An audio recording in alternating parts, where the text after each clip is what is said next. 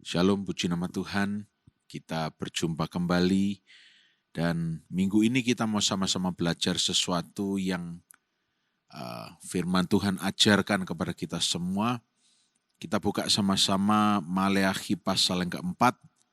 Kita baca ayat yang ke-6. Maleakhi pasal yang keempat, ayat yang ke-6.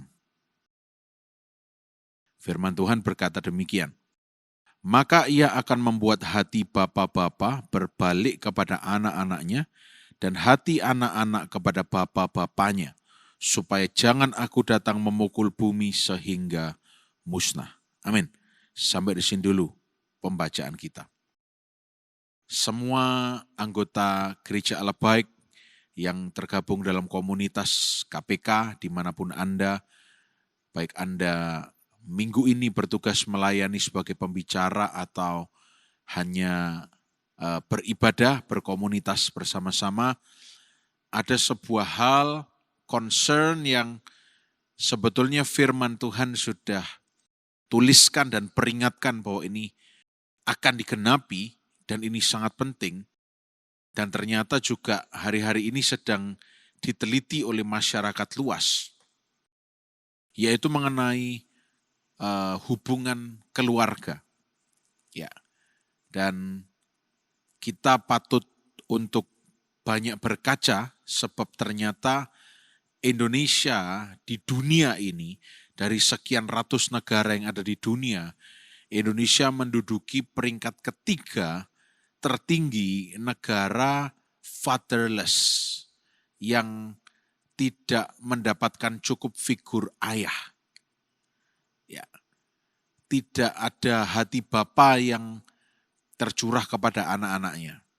Nah, saudara, don't get me wrong, saudara jangan berdebat setelah saya ungkapkan itu. Mungkin ada istri yang bilang, itu lupa, harusnya kamu begini. Bukan. Tetapi memang ini yang iblis inginkan, supaya tidak adanya keharmonisan di dalam keluarga. Tapi tidak usah khawatir. Firman Tuhan mengajarkan bahwa hati Bapa akan berbalik kepada anak-anaknya. A father's heart will return to their kids, children, anak-anaknya. Dan ini memang Yohanes berkhotbah.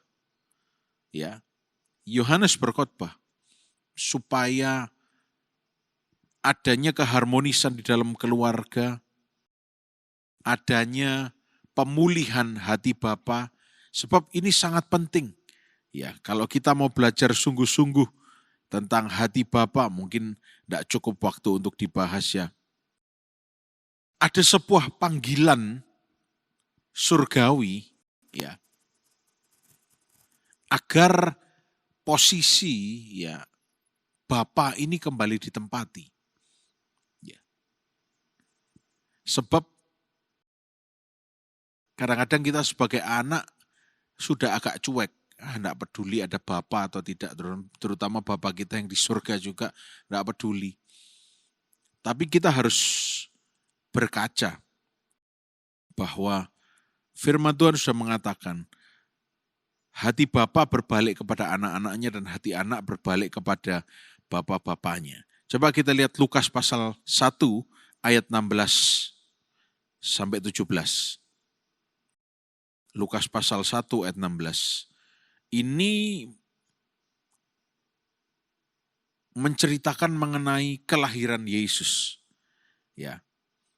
Di mana malaikat berbicara kepada Maria. Dan ayat 16 dikatakan, ia akan membuat banyak orang Israel berbalik kepada Tuhan Allah mereka.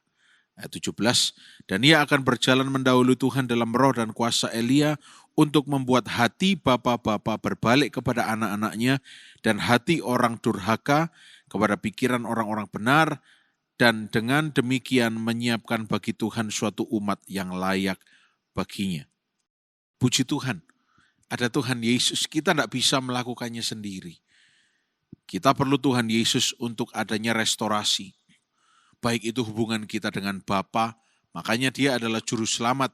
Kalau tanpa dia kita tidak bisa kembali kepada Bapa. Kita tidak bisa dikasihi atau mengasihi Bapa, tapi karena Yesus sebagai jembatan. Maka ada hubungan yang dipulihkan. Biar ini juga terimpartasikan kepada hubungan keluarga Anda semuanya, supaya antara bapak dan anak, orang tua dan anak benar-benar Tuhan pulihkan. Sebab menjelang kedatangan Yesus, memang ini akan diobrak-abrik oleh iblis. Kita lihat bagaimana ketika anak tidak lagi dekat dengan bapaknya, maka akan cari figur yang lain. Dan ternyata figur yang lain ini membawa anak ini kepada hal-hal yang tidak sesuai firman. Sebab itu maunya iblis. Dan itu iblis sudah rencanakan bahwa akan ada keretakan hubungan. Oleh karena itu, saat ini, minggu ini, banyak berdoa supaya hubungan antara anak dan bapak ini dipulihkan.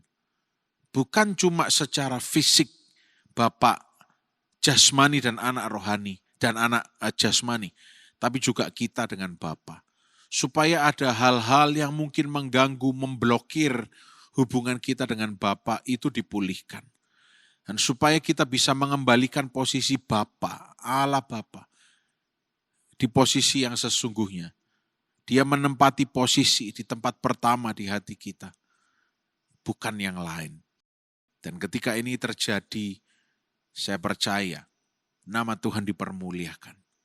Dan ketika nama Tuhan dipermuliakan, saya percaya setiap hal yang sudah kita nanti-nantikan, tunggu-tunggu, walaupun kita tidak mengejar itu, tapi semuanya akan terjadi sesuai dengan rencananya Tuhan. Banyak berdoa saudara, supaya hati Bapa itu ada di setiap orang tua yang mendengarkan ini, dan hati anak juga yang mau dengar-dengaran, taat kepada firman juga ada atas kita semuanya, supaya pemulihan demi pemulihan boleh terjadi. Selamat berkomunitas, selamat mengalami pemulihan. Tuhan Yesus memberkati.